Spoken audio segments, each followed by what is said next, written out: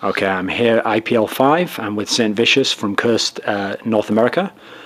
When everyone sees this interview, it won't be quite IPL 5, but we're going to do a kind of a career interview, ask Saint some interesting questions, some things I always wondered about. So how are you doing at the moment? We made it pretty far into the tournament. We did just get knocked out by TPA, and we lost M5, which put us in the losers bracket. So, I mean, I think we did pretty good. We did lose to M5 and TPA, which are some of like probably the best teams in the world right now. So I'm not too disappointed. I'm pretty happy though. The first place people will always think about your career is obviously when you were in CLG. This is obviously like a very famous team, and there was a time when it was on top of the NA scene, and when you joined it, the first few months, it seemed like things went great and you were doing really well. And then throughout the whole period you were in the team, it always seemed like, for the most part, you were always really competitive. Like you were always making the semi-finals or third place or around this area here. How do you look back on your time in CLG.NA? Like, do you think of it as one that was like, things had to run the course that they did, or could it have kept going and been even more successful? How do you look back now with like reflecting over the years? Me successful or the team successful? You and the team. I don't know. I think that their current lineup's pretty good. I think Choster has like he thinks in the metagame very well, so I think he's actually going to be a good jungler, and Hotshot belongs top. I don't know about Locodoka for them, but I think Doubelift is like really like there to hard carry CLG. I'm kind of glad that I did leave though, because I mean there's just a lot of, I guess, disputes that go on in the team, and you just have so many people are like just too strong-minded. So I'm kind of happy to be on Curse. I guess like they put me on the team as like a leader, and I get to play more, like be the voice of the team, like the brain behind it. And I mean I'm probably like one of the weaker mechanic players. I mean mechanics aren't horrible, but they're definitely not as good as like some of the top like mid players and stuff like that. So I try to get ahead by like outthinking the other guy. But I mean, reflecting back when you were in CLG.NA, like what sense do you have for that period? Is it like a time that you look back on happily, like we had some success? Yeah. Do you look back like we should have done more? Like how do you evaluate it like that? Yeah, I look back and I was happy when I was on CLG. Up until like, I guess around Korea, and when we started having to have the gaming house together. So I think that kind of, just living with somebody changes how you I guess view each other, because I mean you don't really have a break from being around the team all the time. If we actually look back just at the actual like results when you were in NA, where the placings that you were getting, sure, to begin with you won tournaments, but then elsewhere it was very rare you ever dropped like below the top 4, and often you were maybe second, third. A lot of other teams, that would be like perfectly acceptable results. Like those would be good results even. Do you think the fact that the team had so many big egos or so many star names meant that kind of like, if you weren't winning every tournament, then there was going to be some kind of shuffle up come eventually? I mean, you should always aim to be the best. Like, if you're not the best, then something's wrong, basically. I mean, I know there's so many teams out there and there's so much like rivalry now, but if you have a bunch of players that are individually good and can communicate well, then there's no reason that you can't be the best. So I guess you have a bunch of perfectionists that are all on the team together. So if you're not first, then there's going to be problems. Do you personally, I mean, obviously it's been a little while now since you were in CLG, but do you feel any sort of like rivalry when you play them? Do you enjoy it from that sense of view? I don't know. Everybody always like, oh my god, it's the Hotshot Saint rivalry, and I don't really care. I'd say I have a bigger rivalry with TSM than I do with CLG. Oh, okay.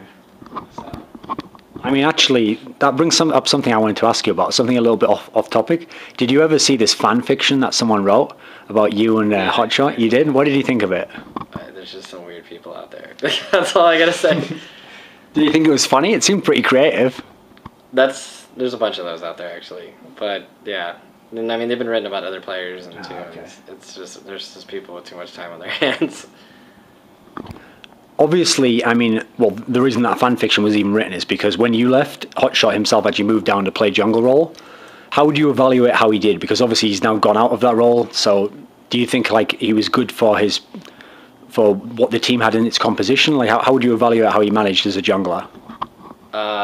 I would say he was a weak jungler. Like, he could play some roles, I guess, jungling well. I guess like Malachi or Cho'Gath. And he knows how to play a tank, but playing a tank without farm and knowing how to like predict people and like there's things outside. Like he can play the role of tank well, but he can't play the role of jungle well. So that kind of hurt him. And I don't think he belongs. He belongs as a top laner. Just sit up there and farm and do his job and not die and split push. And he does that great. So why take him from something that he does good into something that is new to him and I don't really think fits his playstyle. When I actually talked to Snoopeh, he said that he thought like maybe the problem Hotshot had was that he didn't have such a large champion pool and that you needed it kind of to be able to go against different teams like strategically. Do you think this has any validity to it?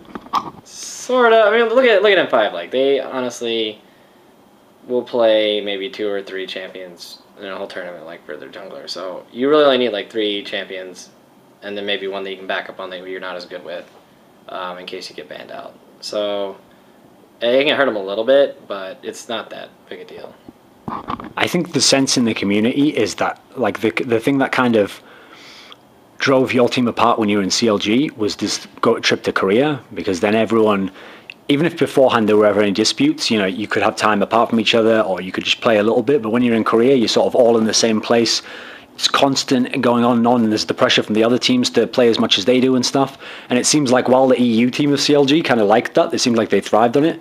It sounded as though the NA team, maybe that was like too much, or maybe it kind of exposed where things were going on. Do you get this sense at all? Like, how did you experience the trip to Korea? I mean, we fought a lot. That's any team. Like, especially when we got almost knocked out, like the first round. I mean, there was just huge disputes in the team, and I don't know. It's like just so much pressure. Like you came all the way across the world to show that you're the best, and I don't know. It's like there's a lot more pressure like on video games than you think there would be. So you mentioned like CLG actually likes to play over and over again all the time with each other, but that's because they enjoy each other. Like they all like to hang out with each other. They all enjoy each other, and like I probably play more together Curse now than I did with when I was a CLG, but we all get along like together great. Like we joke around even when we're losing or winning. Like, we just lost first TBA, and we're, like, laughing, like, the whole game, so. Okay. When you were at Korea for that event, I mean, on the surface, it looked bad at the time, because obviously people didn't know how strong the Korean teams would be, and so they were thinking, oh, the top European and the top North American teams should have a really good chance of winning this tournament. So the fact that you went out in the quarterfinals looks bad on paper, but you actually went out to the team that won the event, didn't you? I think you went out to MIG team. Yeah, and so, like, when you look back now, how competitive was your team with the top Korean teams there? Like, do you feel as though like maybe the result is misleading there because you played the best team there? Like, or how do you evaluate the overall performance? Depends on which team. Like Zubu Frost, which is the team that went against the Zubu Blaze during the finals. We had like almost perfect scrim record against them. We just like smashed them every time we played them. But then there's teams like Mac Noon's team, which was it wasn't Najin at the time. It was Najin Ian Fire. We probably lost 27 times in a row. Like some teams would just smash us. Like it wasn't even close, and that's just because we didn't know how to play into like the Korean play style. So it just depends on which team and which play style we're going against. And like I think if we did play like Frost in our bracket instead of Blaze, we probably would have made it further. But because we played Blaze, I think we got knocked out because of that. Speaking of the Korean metagame, I mean, the famous thing, when everyone thought that M5 was easily the best team in the world, there was this style where it seemed a lot slower, like people allowed them to farm up, and then no game really ended before about like 20 minutes or so. It seems like the Korean and the Asian teams in general tried more like aggressive early stuff. Like, was it like a shock for you, this style? Was it something you had to totally adapt to, or do you think that you came up with like some good solutions at the time?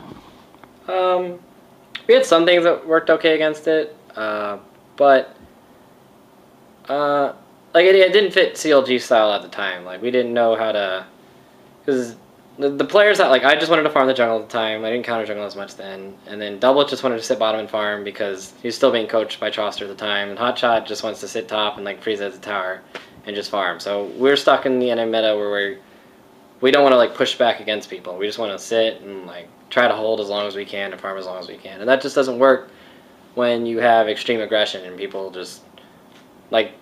They push you, you got to push back, and that's really what it comes down to. Like you're gonna lose towers, you're gonna lose objectives, and that's pretty much the Asian method, is just to see how far they can push you before you push back. Two of the teams that have always been like rivals of your teams have obviously been SoloMid and Dignitas.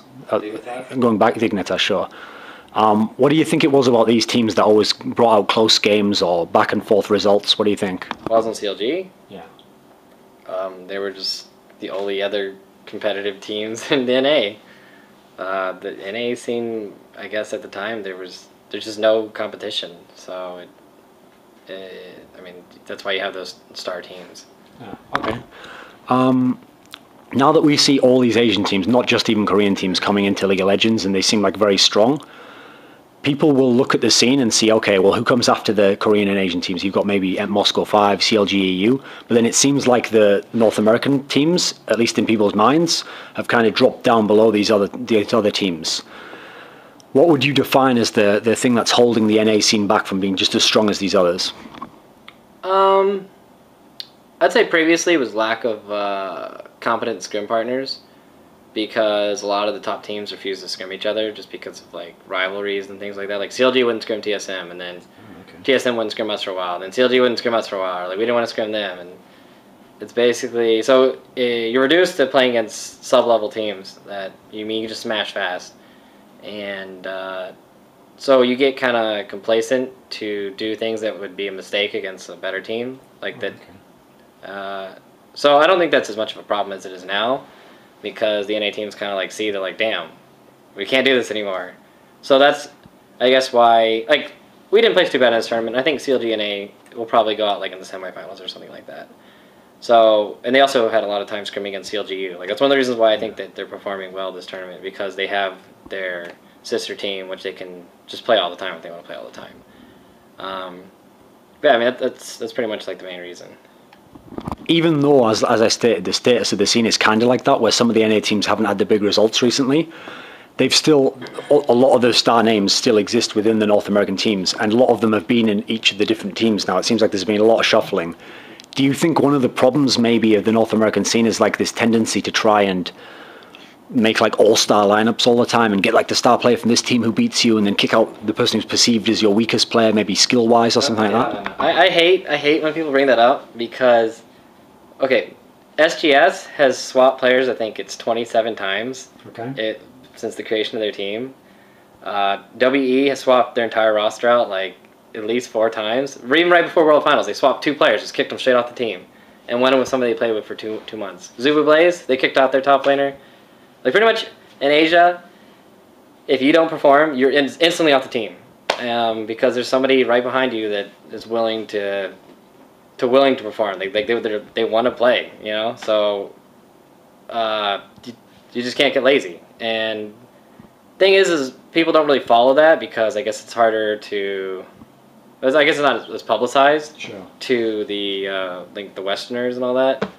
So they kind of, I guess, lack of information. They make these kind of like judgments or whatever. Okay.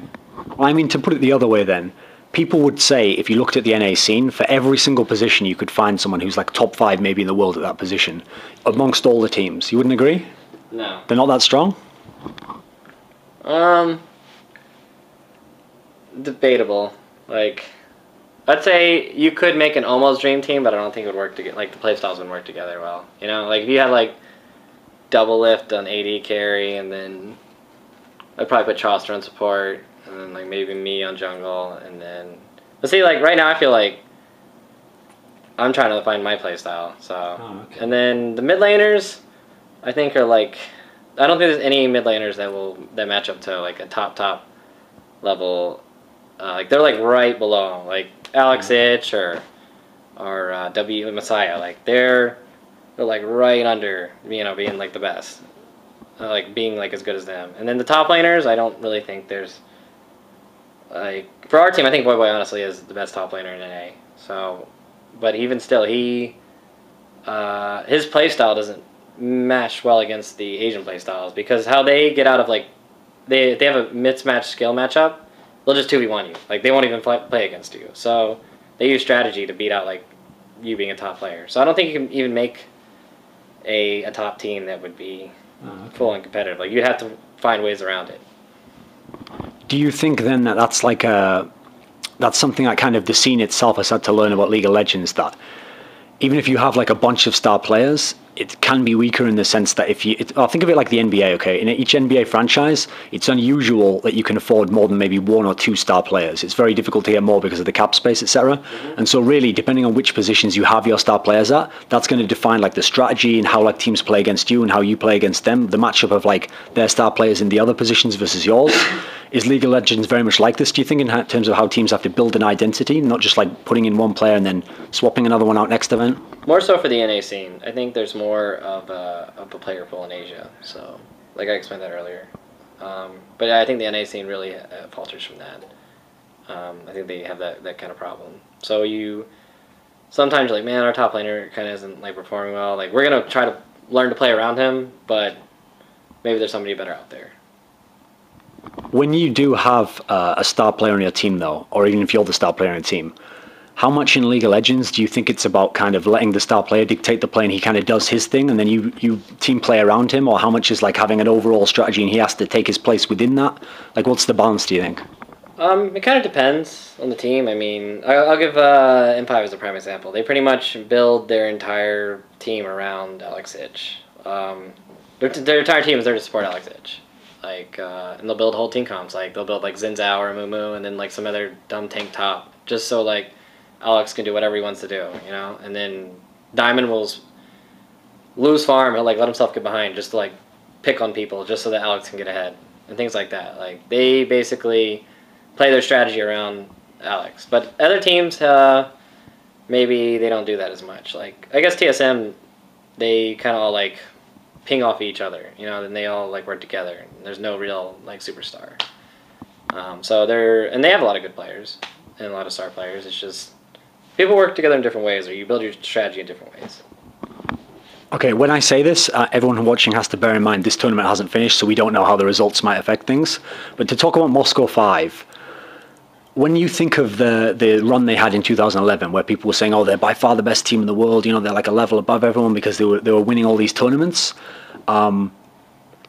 do you see it as like they've gone down a level, other people have gone up to their level? Like, where do you see them right now? Like, are they still like legitimately a top 3 team in the world?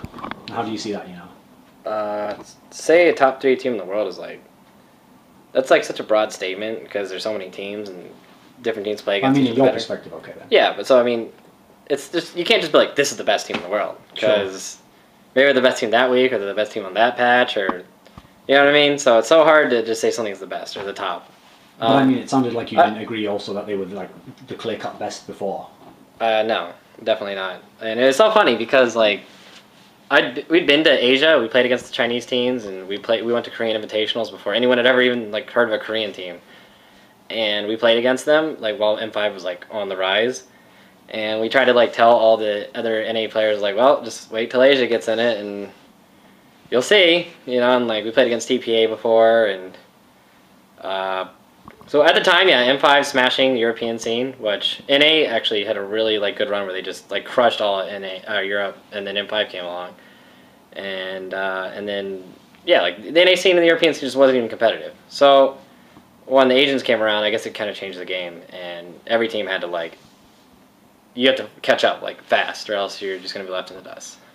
So do you feel like, in that case, like a factor that made M5 look so good was that they mainly just played in the European tournaments? They never went to the MLGs, they never went to the Korean tournaments? Like, would this have kind of shown their level a bit more? Even if they did compete in it, I mean, those tournaments aren't publicized, like, to the Western scene, so... Like, OGN right now is, you know, the main Korean tournament. I guarantee people still don't... Like, there's some really, really good teams that would probably smash most European or most American teams, and just because people don't follow OGN, or it's hard to follow because, you know, you have to subscribe or whatever, people don't really see what's out there. And all they're left to have is Reddit or maybe like a Twitch stream or something like that. So... I mean, with the success of the Asian teams at the Worlds now, do you think that all the NA teams that you were talking about before, who maybe didn't know how strong these Asian teams were, like they understand now that like we're behind a bit? CLG knew, but they're just lazy. Like, North Americans are lazy. And then TSM, honestly, like, we talked to them, and they're like, you know, they won all these LAN tournaments. They're like, nah, man, we're the best. Like, there's just nothing coming close. Like, you'll see. It's like, I don't really care about them. Like, we watched them, they're not even that good. And then TSM has, what, a 0-12 record against Asian teams right now? They've never won a game ever. So I think it's maybe like pride or something like that. But yeah, I mean, look where it gets you. Do you think that teams from the West would benefit from actually going to Korea and maybe like doing a month or two there, or doing like a team house in their style? What do you think the solution is in terms of just like organizational choices you can make beyond just like style of play? No, just people just need to study other teams better and play against other good teams. Like if TSM and CLG and Dignitas and us, we all start scrimming each other and stop scrimming teams like Fear and Quantic and all those like shitter teams, then I mean they're not terrible, but like they're predictable. So that it's not going to let you win it. Like they don't do anything creative or unorthodox, and so you're never going to be able to get better. The funny thing is, when you describe that, that actually sounds like it's kind of like a systemic problem in the scene, because I used to follow Counter-Strike heavily in the years past, and the North American scene, there was a period where it fell behind the European scene, and basically for the same reason you're describing here, which was, say you had the top 3 North American teams, there would always be a situation where Team A wouldn't practice with Team B, but then Team B wouldn't practice with Team C because of like personal rivalries, or we beat you at the last event, you're not as good as us. Whereas all the European teams, regardless of any of that stuff, they all just practiced each other like de facto, like, well, we have to practice each other because who else are we going to play, And so that kind of is one of the things that held back the North American scene. So if you're describing it now, it sounds almost like that's something that maybe will never change, because maybe it's just like the way American society works or something. I don't know. What would you say if I say that? I mean, they have the same problem in Asia. It's just there's other teams that you have that will. There's more good teams. Like a team will pick up a B team just so that they can. Like the way Zuba used to do it is Frost used to be the A team. They would always scrim against Blaze, nobody else, and then they would send Blaze out to scrim against other teams, and like then they'd record it, and then they'd look at the replays and see how they played, and then like try to adapt that. And then a Blaze would try to play like that again, like how that other team played against Frost as their A team. So they usually kind of like use Blaze as bait, but that actually made them like a really good team because they learned to be really adaptive and like pick up all the people's strategies. So in StarCraft, I mean, that's obviously the game that Koreans are most famous for. They're very famous for having like a systemized approach to breaking the game down, like breaking into this small area, then you practice that one thing over and over again, as opposed to just playing a game and then letting things happen in the course of the game. Do you think in League of Legends that we're seeing now that like this Korean approach is kind of the way that a professional team has to approach the game, or can you just be really good and kind of play with more of like a fluid style and just reactive and see what's going on? Depends on their play style. Sometimes not doing things methodically is your biggest strength, because somebody will be like, oh, they usually go and then they go here and then they ward here, and it's like somebody who's not methodical just whatever the fuck they want to do, and it's really hard to read. So yeah, like, it's really hard to research teams like that too. Like we played Ashe today. We've never played Ashe ever in a scrim ever. We've never played in a tournament game. It was like, I feel like picking Ashe, and the other team didn't expect it, and because you can't research something you've never played. But he's played in solo queue, and he's confident in that, and being able to do things like that are good, like being unpredictable. Okay, so you mentioned Voyboy. Famously, he obviously came in as one of the players when you left the team, CLG. Before that, he kind of like had his big moment when M5 was supposedly this unbeatable team, and he like had a really good final against them at IEM. How would you describe him as like a teammate now that you've played him as a teammate, and just as a player, like his strength relative to other players at his position? How would you describe Voyboy? I'd say if he could 1v1 any player, like he would do extremely well against them, just like 1v1. But he needs to work on his 1v2 a little bit more, I think. And just, I don't know. He's a really good player though, and he's very smart, and he thinks well around the game. But he needs to just like learn to incorporate that into like a team play, But I think he's really good. I mean, earlier you said that you considered him the best top laner, or at least amongst the Western players, I assume.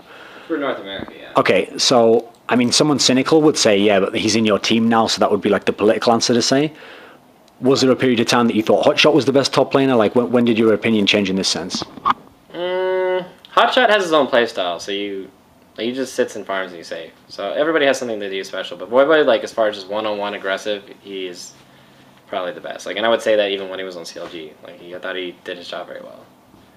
Whenever a team wins a big championship, for fans at least, especially casual fans, the tendency is to think that all the players in the team must be amazing at their position. It must be like the world championship level. Whereas obviously, as we were discussing before, teams tend to be built around a few names, and then the rest of the players mold to that.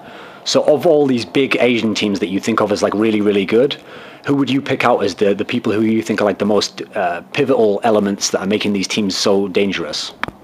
Give us a few names. Just players? Yeah. What if I was to build a dream team or something? No, just pick out like for positions, like who you think's like a key player. Best top lane's probably Shy and MacNoon. Best mid lanes. Can you give a reason for each? They're just insanely aggressive, and their just mechanics are insane. Like, and they know how to push it to the limit. And they just know the game inside out, like every single thing down to like this is gonna do 11 damage instead of 10 damage. You know. And they just know how to push the game like way down to the wire, and then they roam very well, and they have good map awareness, and they're just insanely aggressive. Messiah is a really good... Messiah and Ambition, I would say, are the best AP mids. And that's just because they're like have a diverse champion pool, and they know how to play well around their team. Best jungler is probably Helios. Lil Balls is pretty good for like how he plays around with his team. But I wouldn't say he's like one of the best. So probably Helios, who's Zuba Blaze's jungler. He plays a large like assortment of champions, and he manages to work well with his mid to like be really aggressive. Best AD carries are probably or I don't even know how to say that. It's like Ways Out. Yeah, Ways Out for the it's WE's AD carry, and he's just like a mechanical. He's probably the best mechanical player in the game. He's just on point, like cleanses like instantly. It's just he's so good. Best support's probably Lust Boy or Mistake, and they just do. I mean, they're like the leaders of their team. Like they call the shots. Okay, so you've listed some of the best NA stars, now some of the best Asian stars. It sounded before, I mean, you were saying that some of the best NA stars wouldn't even necessarily be top 5 at their position relative to the team. What is it that's holding them back? Like, skill-wise, are they not at the same level? Is it something to do with how refined the players? Like, for example, when you say these players who have incredible mechanics, how do their mechanics differ from, say, like Doubelifts? Doubelift is actually, I would say, is a contender, like, to be the best AD carry in the world. He's, like, on par. But he's an exception. Like, he's really damn good. And, like, Jackie is a prime example. Like, my AP carry, he's probably mechanically better than most of the other AP carries around the world, and he's really good. But it's hard for him to adapt. Like, he's very set in his ways, so it just takes like some pushing to like get him out of his bubble. And like once he understands like that concept, then it's good for him. It just he doesn't learn as fast as other people do. In terms of your own position, okay, the jungler. I know that just from doing some research of interviews for you in the past and seeing like your AMAs and stuff, it seems like you are someone who enjoys like some shit talking, like some trash talking with people. How much of this is like, I mean, there's usually 2 ways that people use it. They either use it to try and psych the opponent out, or they try and use it to kind of build themselves up to like, yeah, I'm going to beat this guy, you know, like what's the balance like for you? I'm just a big troll. I just do it to fuck with people. Like, even if somebody's better than me, like, if somebody's better than me, I'll say they're better than me. Okay. But I usually just like to shit talk and just like to fuck with people. So that's really about all that is. If you look at your own career and these different players you played with different teams, what would you say? I mean, you said actually earlier that you're still trying to find your own play style now. What do you think the ideal kind of unit for you to be in? Like, what do you need around you so that you can be successful in League of Legends? I play like really aggressive carry junglers and things like that. I don't really think that fits the Season 2 meta as well, but I think Season 3 that like the game's gonna pretty much adapt for me. Like it's gonna go into where carry junglers are great. So I don't think anything really has to change with my team. It's just the way the game is being patched into is gonna work great for me. When we said before, I mean, you made an interesting point that you're not one of these people who thinks that like just because this team won this tournament, like they're the best in the world. Like there's the variability to it amongst the top teams. So yeah, people said before, oh, M5's the best, and then now people are going to say, well, Taipei Assassins are obviously the best because they won Season 2. Like, how many teams do you think legitimately could have actually won that World Finals? Oh, like any of the teams there, except for a handful. Any of the teams that made it out of the group stage could have won the World Finals. It's just who's playing on point that day. I mean, especially when it comes down to one best of 3 and no losers bracket, like it's any given Sunday, if you ever heard of that phrase. Sure, American football phrase, yeah. Yeah, so that's pretty much what it comes down to, is if you're having a good game that day, if you picked right, if you studied right, then I'm sure you could take out the other team if you have the capability there. I mean, the other thing people tend to do in terms of like narrowing down on one big win is that if one team wins this tournament, they'll look at just the strategy they did and kind of declare like, oh, this must be the best strategy at the moment in the metagame. What do you think it was about Taipei Assassins that allowed them to win this tournament, what, from your perspective and thinking back on it? Season 2? Oh, I mean, they have 5 managers that study every single thing that another team does, and then they lay out a plan for them, and then they just execute. So they just have really good research, and that's what that comes down to. And is it comparable, like, did the Koreans have a similar scenario? Yeah, but not 5 managers. Like, we have a manager, and we, like, break down and study teams, and a lot of times, like, well, we know what's going to happen, but, like, we just make stupid mistakes all the time. Like, we derp. Like, even if we know, like, you're like, hey, there's a train that's going to be on this track at this time, we'll, like, run to the train and get hit by it, you know? So it all comes to practice executing. Like, if you can execute a plan well, then that makes a big difference. The unique thing about League of Legends is obviously like the personal streaming, the sheer amount of viewers people can get. Because what makes this unique compared to all the other games is even in something like StarCraft 2, you can make okay money if you're just doing the streaming, but if you want to make big money, you probably still have to play in all the tournaments just because of how much there is out there in the tournaments. But I've heard some people, maybe who don't like League of Legends that much, kind of cynically say that the big stars in League of Legends can make so much from streaming that there's a degree to which they don't necessarily have to like go all in and try and be the best in competitive wise. They just need to keep going to the tournaments, getting like some good placings, and that'll kind of keep their name out there and they can keep getting all this streaming revenue. Is that too cynical, or is there some truth to that in terms of some of the teams who kind of just, they never go all out for it, you know? Well, I mean, I don't think a lot of people are watched just because of, like, skill. They're watched because of their personality. It's the same reason somebody watches a YouTube video, that's something that's funny, or it's entertaining, or will teach you something. I'll give you Scar as a perfect example. Like, I don't think he's good, but he's not, like, the best. But he explains everything he does, and he does have a really good understanding of the game. So people probably watch him because they want to learn how to get better at the game. You know, even if he didn't place well at a tournament, or he's not even at this tournament, like Dignitas isn't, but he'll still get stream viewers because people don't just necessarily watch him because he's the best. But your question more so is like, do you think that affects, like, people don't try hard enough because of that? Well, maybe they want to be competitive, but they also kind of, they're not comfortable because they have such a great other side of it. Do you think? No. I don't think that goes into anybody.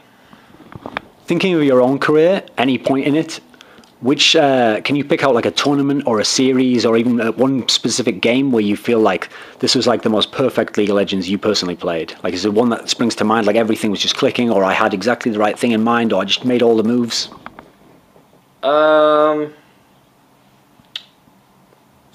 Probably WCG, like The chicks, the yellow one. Yeah, when we just like made this joke team, we're like, hey, we're good, I guess. Let's make this random all-star team, and then we just did it, and we never practiced together at all. Like, we played maybe like one game together, and we just came and just smashed that tournament, and we beat CLG Canada, which is a little mix of TSM and CLG, and then we beat Dignitas, who was like the shit at that time. Like, they were crushing everybody, and I don't know, just everybody just did their job, and like we didn't even talk in games. It was like, hey man, so you know, what are you gonna get for dinner or something? It's just, everybody just did good, and it was pretty funny.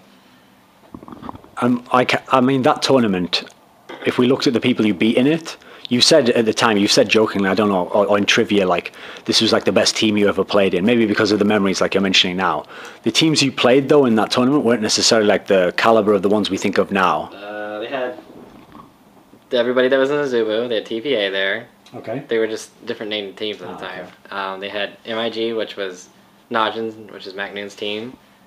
They had Dignitas, who was really good at the time. They had WE. WE was, no, it was IG, who was pretty much like the best in China at the time. They were the W of China at the time. And then, yeah, I mean, there was a lot of good teams there. Oh, okay. Well, I'm probably speaking out of school there. Okay. Yeah. Like, I didn't even understand. I was like, I look back and I'm like, damn, there was actually a lot of good teams there. They just played like poop. Okay, so actually, what I was trying to get to anyway is, earlier in your career, you've had a lot of success, and you've probably gotten accustomed to like always having top placings or always being in contention to win a tournament. Even though your current team, Curse, has had like some second places, you haven't like won a tournament outright, as far as I know, like a big one offline. We won MLG like 2 months ago. Yeah. Which one was that? MLG Fall? MLG Raleigh. Okay. Okay, but anyway, it still kind of goes into the point I'm saying, which is, like, where do you see yourself in your career at the moment? Like, is this like are you kind of rebuilding a team back up to the top level? Do you feel like you're already there, like at the team with the teams that you were in the past? Like, I mean, have I characterized it wrong there? I think we're on the rise. Definitely right now we're on the rise. Like we still, like Voyboy hasn't been on the team that long, and then we had Rux who, honestly, has only been playing so far for a week and a half. Like, it's like two weeks, I'd say. Like, he used to be a top laner, and we're trying him out when we've had elements on the team forever. But so we're like still getting used to like everybody's playstyles meshing together. But I definitely think that we're like easily be the top contender in NA for season 3, and maybe in the world. Like if we played on point and like derp out, I think we could have maybe like made it to the finals of this tournament. But like everybody just kind of had like major brain fart moments, and I don't know. Like I think if everybody's playing on their game, like we could get time with any team. Even though you kind of made this counterpoint when I said earlier about the NA teams switching players all the time, you made a point that some of the Asian teams have also been like quick to have a revolving door. People would obviously point to the 2 best EU teams, so like CLG and M5, and say they've had the same core for a long time now, and they've been quite consistent as a result. Do you see a period coming when all teams in the world will just like stick with their 5, like we got our right 5 now, or will it always be a case of this revolving door thing, do you think? I mean, what do you think causes it? As long as everybody tries their hardest, then, I mean, you basically have to play and train, like, tomorrow you can be off the team if you don't play good. Because if you don't play your best and you show that you're lazy, then why do you deserve to be on a team, you know? So, I think it's good to have the mentality that they're not just going to stick with you just because you've been on the team forever. Because then you get lazy. If we think of where League of Legends was within esports, even just a year and a bit ago, there were some big tournaments that for other esports games are like the premier tournament, and League of Legends would just be an exhibition, or it would be a smaller tournament alongside it. And in a short space of time, it's kind of become the big game, and every tournament seemingly is having League of Legends. There's tournaments every single month. Do you really get the sense that like it could be as big in 3 years, or is there a lifespan to the game, do you think? I mean, I'm sure League of Legends will last a long time, and I know Riot's actually making more games. I don't know. I'm not sure how public they've been about that, but they aim all their games to be esports competitive. So maybe League of Legends will be around for like 3 or 4 more years to be competitive, but maybe they'll move on to their new games. Like I'll give Dota. Dota's been around for what, over a decade, and it's still the biggest thing in China, and a lot of people play. Like Dota 2 is honestly Dota 1. And it'd probably be played more competitively if they updated it a little bit sooner. So, I mean, games like this can last a long time. Just projecting forwards based on how things are now, where would you want to be in 1 year from now? What's realistic for you and your team? Be world champions, I guess. I don't know. Have a lot of sponsors and be the top placing team. I mean, what other team? What other thing would anybody want? Okay, any final words? Any message you want to send to anyone? Just thank our sponsors, Logitech, TeamSpeak, and Gunner, and visit LOL Pro for all your, like, we updated all the Season 3 guides on there, so you guys can check that out. We actually put a lot of work in that, so hope you guys enjoy that.